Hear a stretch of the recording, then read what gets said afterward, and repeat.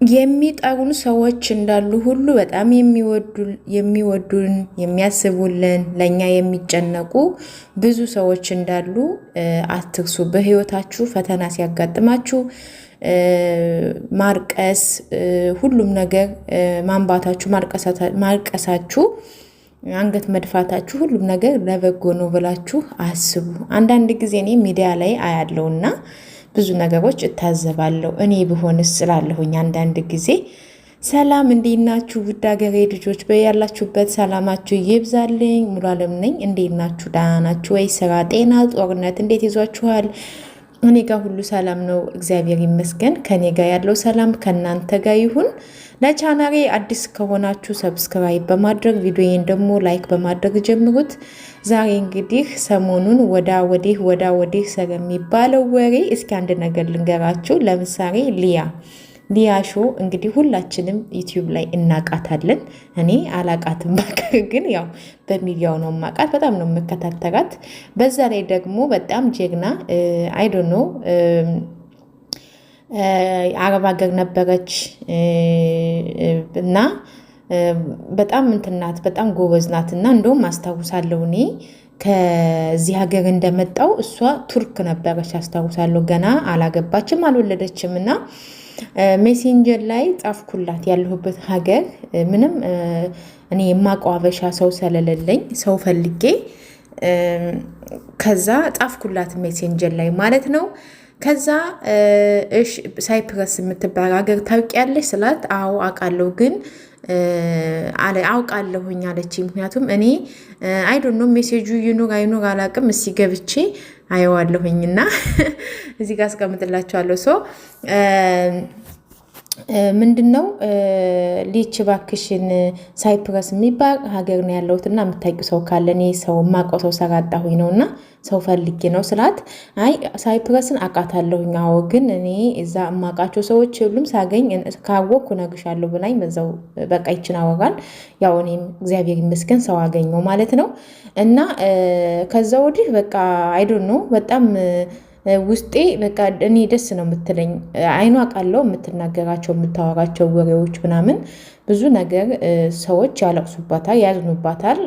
ግን ደግሞ እሷ ስላወራች እሷ ስለተናገረች ሰዎች ትዳራቸውን ፈቱ፣ በሰው ምክንያት ልጆች ተበተኑ ምናምን የሚለው ነገር አላምንበትም። ምክንያቱም እሷ ስላለች ሳይሆን ትዳር የተበተነው እንግዲህ ፈጣሪ ስላልፈቀደው ነውና ያው ያየችውን የሰማችውን ነው የምታወራው።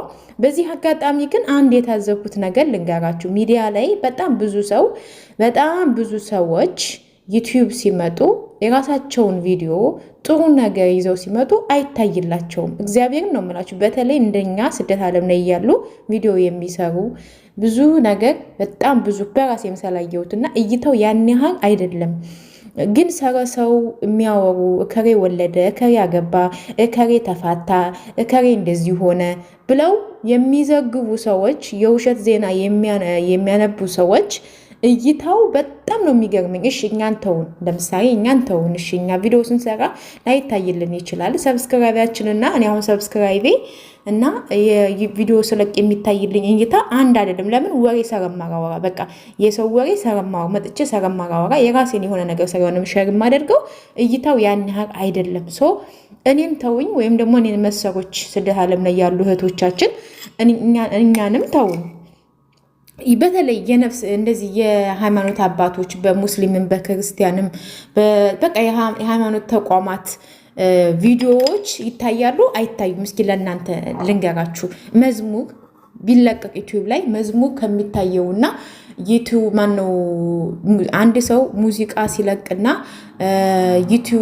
ዩቲዩብ ላይ ሙዚቃ ተለቆ ከዛ አንድ ሰው ደግሞ መዝሙር ቢለቅ ከመዝሙርና ከዘፈኑ የቱ ነው የሚታየው? ከትምህርት ለምሳሌ የሃይማኖት ትምህርቶች ስብከቶች አሉ። ከስብከቶችና ከፊልም የቱ ነው የሚታየው? አያችሁ? እኔ መዝሙር ከፍቼ ካልጨረስኩት ዝም እላለሁ አይደለ? ደግሜ ላልጨርሰው እችላለሁኝ። ለምሳሌ እንደኔ ማለት ነው። ፊልም ድራማ ደግሞ ከሆነ ግማሹን አይቼ ግማሹን ካልጨረስኩት በኋላ ስራ ስጨርስ አየዋለሁ ብዬ ድጋሚ ቀጥያ ያዋለው ማለት ነው። አያችሁ እንደዛ ነው። ስለዚህ ብዙ ጊዜ የኛ አገር ሰው ኢትዮጵያኖች በተለይ እኔ እንጃ ሰዎችን እርስ በራስ የማደግ የማበረታታት ነገር አልፈጠረብንም። በቃ ሀበሻ የማይቀናብን በችግራችን ስንቸገርና ስንታመን ብቻ ነው የማይቀናብን እና ብዙ ጊዜ ያ ነው በቃ እውነታው እና ማንም ሰው ሁሉም ሰው ለፍልፎ ምን ብሎ አውቶ ነው እንትን ቪው አግኝቶ በዛ ቪው ገንዘብ አግኝቶ ቤተሰቡን የሚያስተዳድሩ በጣም ብዙ እህቶቻችን አሉና ሊያ ያው በዩቲዩብ እንደምታስተዳድር እንግዲህ ለዛች ከሊያ ጋር ሆን የተያያዘችው እህታችን ጋር በዛ ነጋት ነው መሰረኝና አይዋቃለሁ። አሁን ሊያ ብዙ ጊዜ በዩቲዩብ አይደለም የምተዳደረው ምናምን ትላለች፣ ግን እሷ በቀደም በዩቲዩብ ነበር አለች። ግን ማንም ሰው ዩቲዩብ ከሰራ ገንዘብ ማግኘት ይችላል። አይኖ ገንዘብ እንደሚከፈልም እናውቃለን። ስለዚህ ለዛ ነው ብዙ እህቶቻችን ዩቲዩብ ላይ የማይሆን ነገር የውሸት ድራማ እየፈጠሩ እየሰሩ በጣም በብዙ ባለትዳሮችም ድራማ ይሰራሉ፣ ፍቅረኛሞችም ድራማ ይሰራሉ። ብዙ ነገር ድራማ ሰርተው ገንዘብ አግኝተው እራሳቸውን የሚለውጡ በጣም ብዙ ዩቲዩበሮች አሉና የሊያ ጥፋት ምኑ ላይ ነው? በቃ ሊያ ያየችው ነገር አምጥታ ስለተናገረች ብቻ በዚህ ልክ ልትወቀስ አይገባም ነበር። ግን ደግሞ በጣም ብዙ የሚወዷት የሚያከብሯት የተጣሏት በሙሉ ለእሷ ሲደግፏት ነበር፣ ለእሷ ሲቆሙላት ነበር እና በጣም ገረመኝ። የሰው ልጅ አንዱ ሲዘጋባችሁ በአንዱ እንደሚከፈት በእሷ አየሁ። ለምን ሁሉም ሰው ሰብስክራይብ ሳይሆን ዩቲዩብ ቻናሏ እንዲዘጋላት ነበረ የሚያደርጉት ማለት ነው እና በእርግጥ እኔ በነገራችን በየቀኑ እየገባሁ ቻናሏን ቼክ አደርግ ነበር አለ የለም እያልኩ። ለምን በጣም ያሳዘነችኝ በጣም ነው እውነት በጣም በቃ በጣም ማለት ነው እና ግን ብዙ ቪዲዮዎቿ ጠፍተዋል። ያው ሪፖርት ሲደረግ ስለጠፋ ነው መሰረኝ። ግን ፈጣሪ ቻናሏ እንዳይዘጋ ጸልያለሁ። ማለቴ እኔ ባይዘጋላት ባይዘጋባት ደስ ይለኛል። ምክንያቱም ጠንካራ ሴት ናት። ከአረብ ሀገር ስደት በዛም ብላ ቱርክ ሂዳ ከቱርክም ደግሞ ዕቃ እያመጣች እየሸጠች ቱርክ ፌስታ ተሸክሜ ዕቃ ደርስ ነበር። ብዙ ነገር ተናግራለች ስለ ህይወቷ። በዛ ላይ ደግሞ አባት ሊኖራት ይችላል፣ እህት ሊኖራት ይችላል፣ ወንድም ሊኖራት ይችላል። ያው ከህይወቷ ታሪኳ እንደተረዳን ነው። እናት ግን የላትም። እናት ከሌላችሁ ጎደሮ ናችሁ ሁሌም። በቃ እናት የሌለው ሰው ሁሌም ጎደሮ ነው። በቃ እናት ናት። ይች ልጅ እናት ብትኖራት ካጠገቧ ብትኖር ታይ ልጄ እያለች እንትን ትላት ነበር። ግን ልጅቷ አሁን እልህ ነው የተጋባችው ከሌሎቹ ጋር። ደግሞ እውነታን ይዛ ነው ማለት አንዳንድ ጊዜ ሰው የተናገረችው ነገር ይሆናል። ከሬ አግብታለች ካለች ታገባለች፣ በሳምንቱ ከሬ ወርዳለች ካለች ትወርዳለች እና የምትናገራቸው ነገሮች ይሆናሉ። ግን መረጃውን ከየት እንደምታመጣ ጊዜ ይወቀው። ስለዚህ ሊያ የውሸት ቪዲዮ የውሸት ታሪክ ፈጥራ ስትናገር አይቻል አላቅም እና ማንኛውም ሰው ዩቲዩብ ላይ መጥቶ ለፍልፎ ገንዘብ እንደሚያገኘው እሷም እንደዛው ናት። ስለዚህ የእሷ አሁን አንዳንድ ጊዜ የአንዳንድ ልጆች ቻናል ሲዘጋ ለምን ተዘጋ ተብሎ ይባላል። በዚህ ደግሞ የሊያ ቻናል ይዘጋ እየተባለ ይባላል እና በጣም ገረመኝ። የኛ ሀገር ሰው ማለት እኛ አበሾች ስንባል እንደዛ ነን። ምንላችሁ ፈልጌ ነው ውዶችዬ፣ አንዳንድ ጊዜ በህይወታችን ብዙ ነገሮች ይፈጠራሉ። ልክ አሁን ሊያ ብዙ ሰው እሷን ቻናል ለማዘጋት እንደሚሮጠው ሁሉ እሷን ደግሞ ለመደገፍ የሚሮጡ አሉና በህይወታችሁ አንዱ ቢያስከፋችሁ በአንዱ እንደሚከፈትላችሁ ማወቅ አለባችሁ። ዛሬ ቢከፋችሁ ነገ እንደምትደሰቱ፣ ነገ ብትደሰቱ ከነገ ወደ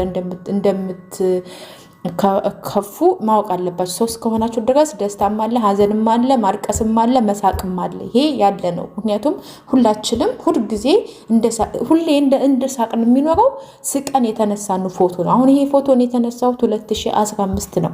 2015 መስቀልን እያከበርኩኝ ይህ ፎቶ ተነሳው። እዚህ ጋር እንግዲህ ያበሻ ማነው ሸፎን ለብሼ ነጠራዬን አድርጌ ቁጭ እዚህ ጋር ፊት ለፊት ፎቶ ተነስቻለሁ። ይሄ ፎቶ ዘላለም ይኖራል። በቃ ዘላለም ማለት ነው። ፈገግ እንዳልኩ ዘላለም ይኖራል። ግን እኔ ከዛ ወዲህ ይህን ፎቶ ከተነሳው ወዲህ ስንት ነገር አሳልፌያለሁ። ስንት በህይወቴ የማይታመኑ ነገሮች፣ ብዙ ስቃዮች፣ ብዙ ነገር አሳልፌያለሁ። ስራ ማጣት፣ መከፋት፣ ማርቀስ፣ ብቸኝነት፣ ብዙ ነገር እና ብቸኝነት ስላችሁ ሰው ከፈጣሪ ሲቅ ነው ብቸኝነት የሚሰማው አይደል? ግን ቢሆንም እኔ በትንሽ በትልቁ ነገር ነበር የማለቅሰው፣ ሆድ የሚብሰኝ ብዙ ነገር። በተለይ ደግሞ ታናሽ ወንድሜ ጠፍቶ እስካሁን አልተገኘም እና እሱን ራሱ ሳስብ ማርቀስ ነው ስራዬ እና ሁሌ እንዳለቀስኩ ሁሌ ነበር እና ግን ይሄ ፎቶ ይዩት ፈገግ እንዳለ። ለምን ሁልጊዜ ፈገግ ብሎ እንደ ሳቀ የሚኖረው ያቺ በደስታችሁ ቀን ስቃችሁ የተነሳችኋት ፎቶ ብቻ ናት። ይህንን ማሰብ አለባችሁ እና በህይወታችሁ እያንዳንዱ ነገር ሲፈጠር እያንዳንዱ ነገር ሲመጣ ምንም ተስፋ መቆረጥም ማርቀስም አይጠበቅባችሁም። ደግሞ እህቶቼ እባካችሁ ማርያምን እንደው እንባችሁን ማንም እንዳያይ፣ ስታለቅሱ ከፍቷችሁም ሊሆን ይችላል፣ ቸግሯችሁም ሊሆን ይችላል። ግን እንባችሁን ማንም ሰው እንዳያይ አትፍቀዱለት።